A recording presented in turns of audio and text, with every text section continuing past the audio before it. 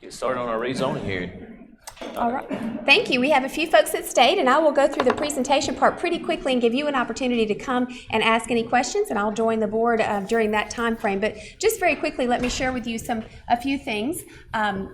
You may or may not have seen some of the frequently asked questions. We have some here that are available if you'd like them. There's also some on that table. But generally speaking, why are we looking at rezoning? Well, without reading this to you, let me tell you that the board began looking at a strategic plan several years ago, and one of the goals was to get our elementary schools to what we are as close to base size as we possibly can. And base size, as described by this state, is approximately 450 students. And so while rezoning will not completely accomplish that, we'll get much closer. Why is base size important? It helps us to be able to provide students the kinds of programs that we want to be able to provide. You heard Ms. Hanley talking about being able to have full-time art, full-time music, full-time PE, and the full-scale programming.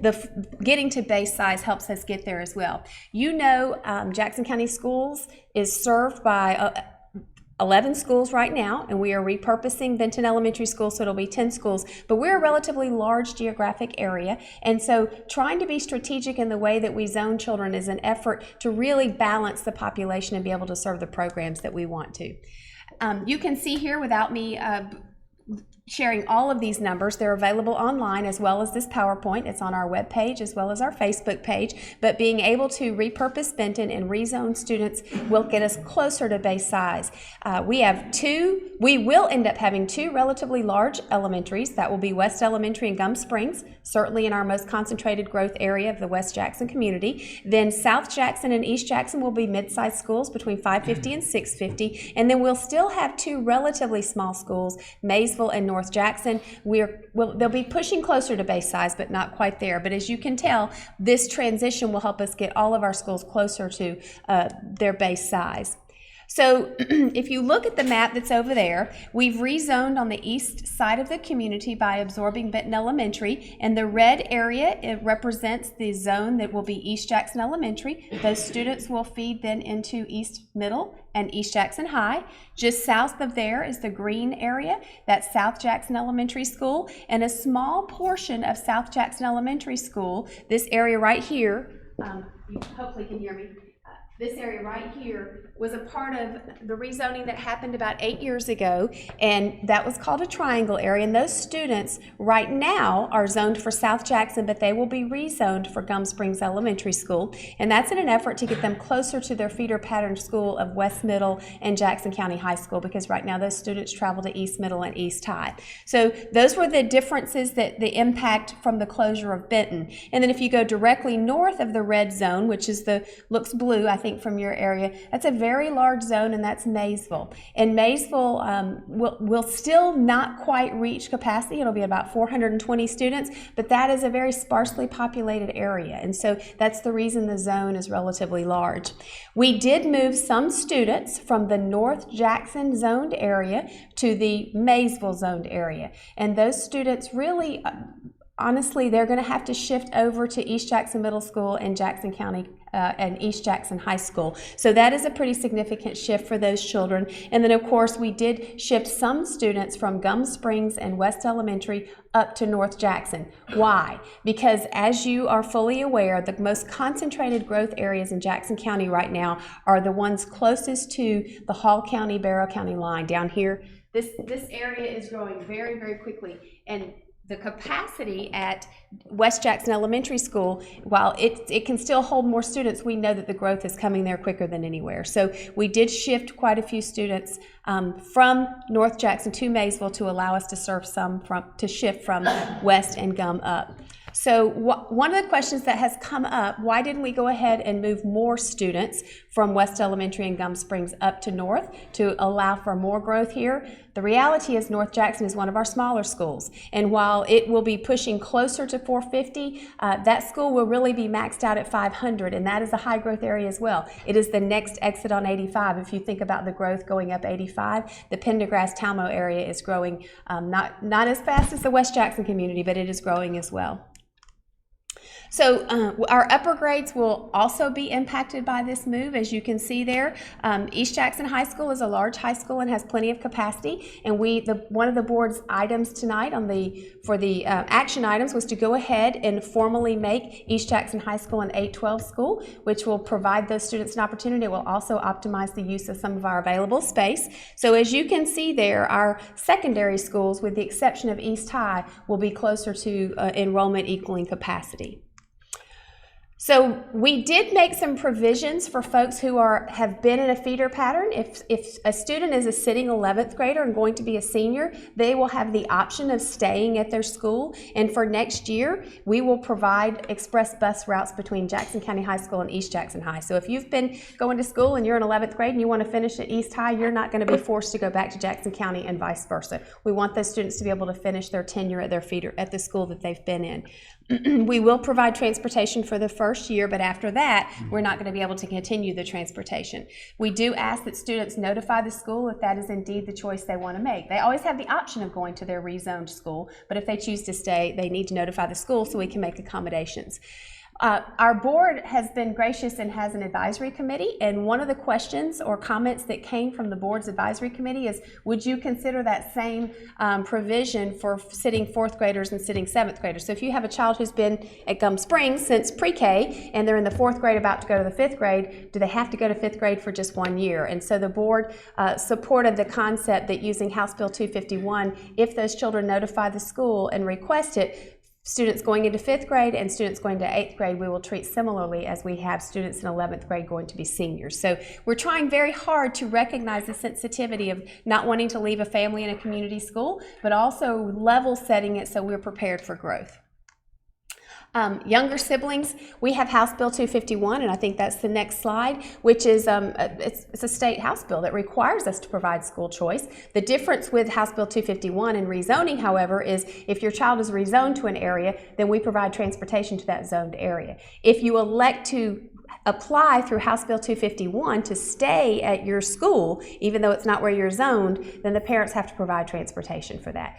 How then do we decide who gets to stay? You will have 2 application processes. One begins in February, and the reason for us doing 2 different House Bill windows is to give you a choice early on if you'd like to stay at the school where your child is presently zoned. Now, there's no guarantee that will happen, but at least we'll know early enough that we can be informed in our staffing as well. So that we're going to try very hard to accommodate folks who would like to stay at their school. What about new bus routes and schedules? Just like in years past, once the board reviews and finalizes the drawn lines for the rezoning, then we will publish those on the web page, and we will have our Versatran and everything updated, as well as having several meetings that will take place in the spring. So once the board makes a final decision on the recommendation for the rezoning, that will be a vote that takes place in December. So they're going to take all the feedback that they get at last month's meeting as well as this month's meeting, and then over the course of the next few weeks, we will make a recommendation, and then we'll be sending letters out to all children in January and families so they'll know exactly where they've been rezoned, and then you'll be able to access information on the web page and Facebook as well. So we'll have a series of orientation meetings. Several of I really want to commend, we've got several of our school leaders here. They've worked very hard to make sure that they're getting to know which children are anticipated to be coming to their school so they can bring them into the fold and make them a part of activities and events that are taking place in their new community. So we appreciate that very much. Go ahead. I believe that's all in terms of formality. We know that rezoning is not a fun issue to have to deal with. It's not something that the board was looking forward to, and certainly none of us were as well. But we know we also have significant growth coming in the West Jackson community, and we've got to adapt to that. So we've basically just shifted some of our enrollment from west, pushing it east a little bit, and from the south area up to the north area a little bit to provide for some growth. So at this time, I'm going to ask if anyone would like to come up and address the board, or they can come here, or if you've got any questions that you'd like to ask, come up here, and we will entertain and try to answer any questions that you might have. Okay? Any questions? Don't be shy. Can you go back to the bar graph for me real quick, please? Sure, sure. For upper grades? Or elementary, okay. Yes, that was it.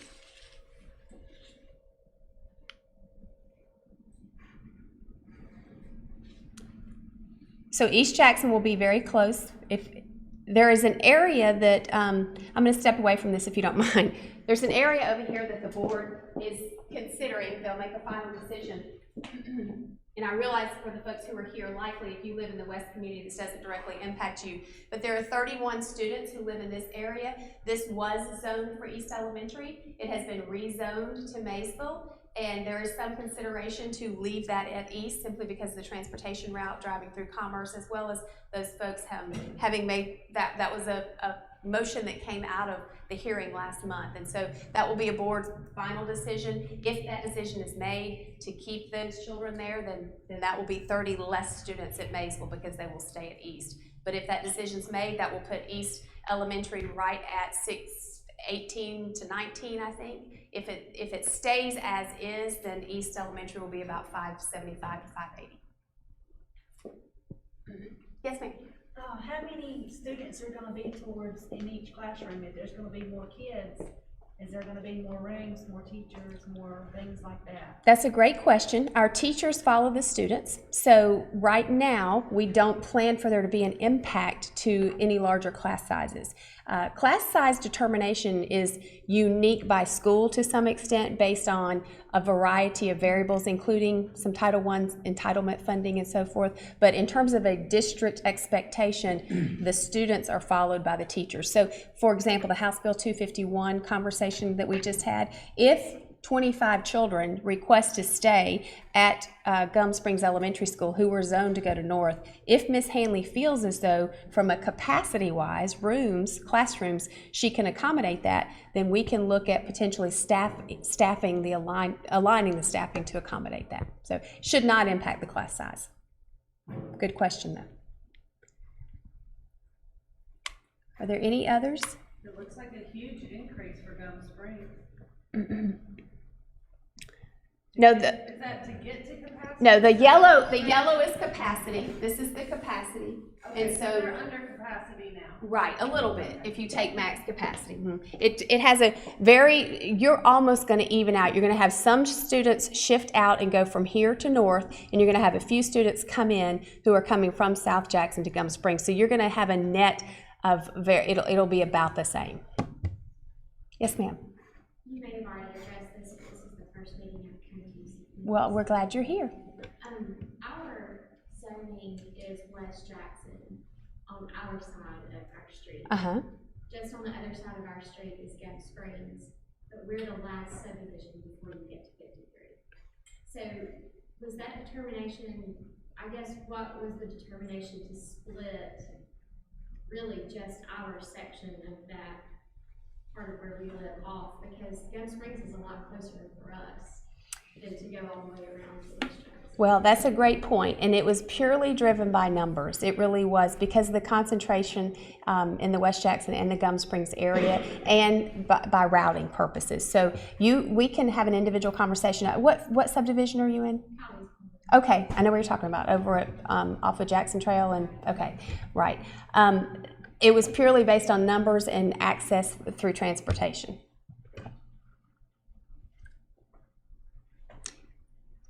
Any others? Yes, ma'am. As far as North Jackson Elementary School, I see it's coming close to capacity. You guys planning on doing any improvements or building onto that school at all? Well, that's a great question, and that's a decision the board will need to make in the future.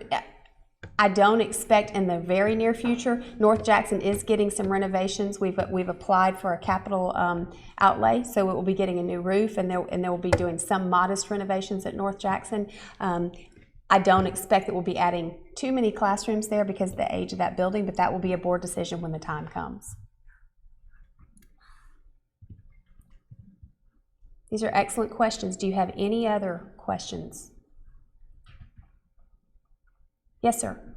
What's the plan for the middle school? We just heard a report that they're bumping elbows. I'm one of those that'll be transitioned into the Gum Springs Yes, sir. area. So what's the plan for the middle school? Okay, that's an excellent question as well. And I can tell you what we know as of today. Certainly the West Jackson Middle School it's the second largest school in the district in terms of enrollment.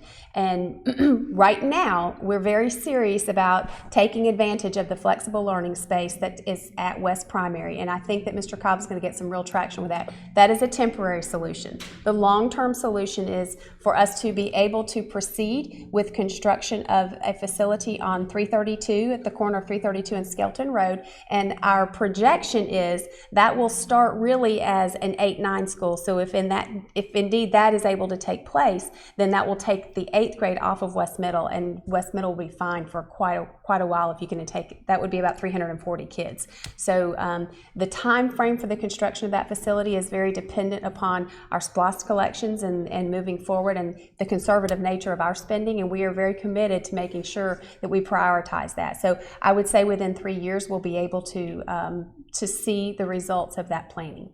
So we're going to have to be a little patient because West Middle is pushing capacity, but we're going to take advantage of the available space at West Primary and do some creative things there. But we do plan to move forward with the construction of the site at 332, and it will probably begin as an 8-9, as I said, with a full, once all phases are completed, it'll be a full-scale high school. Yes, ma'am.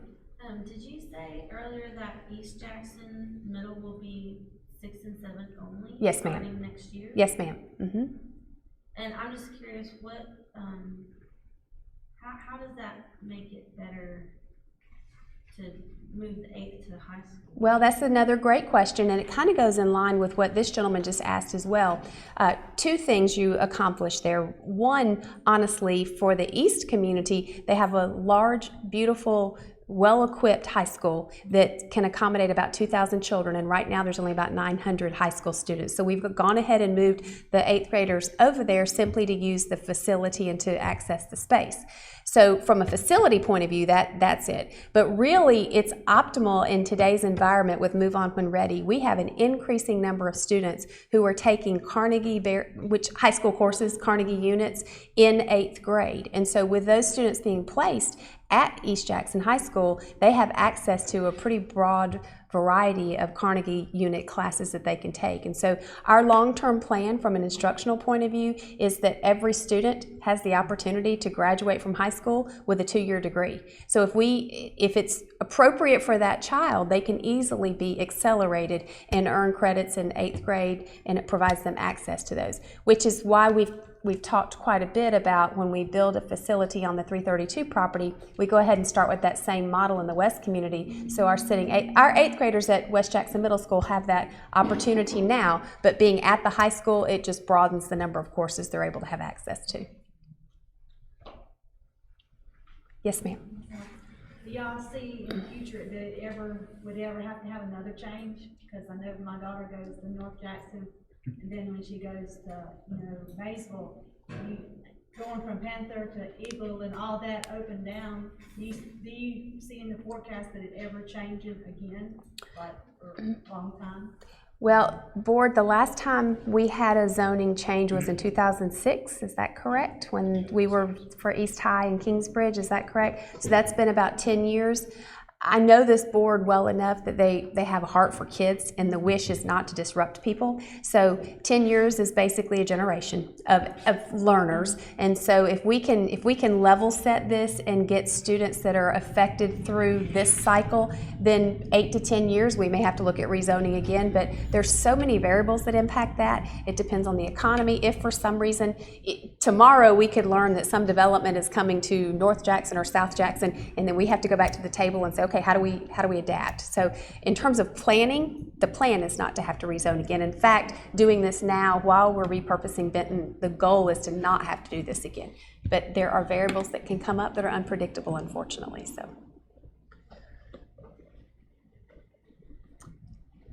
Any other questions?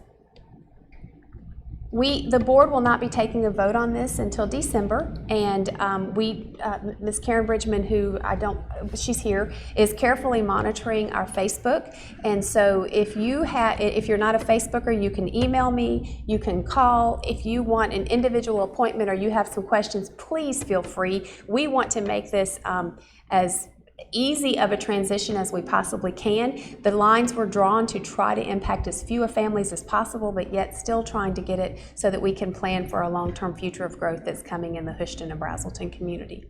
So if there are no more questions, we certainly thank you for your time. I don't know if the board has any additional comments or questions. All right. Thank you very much for your time.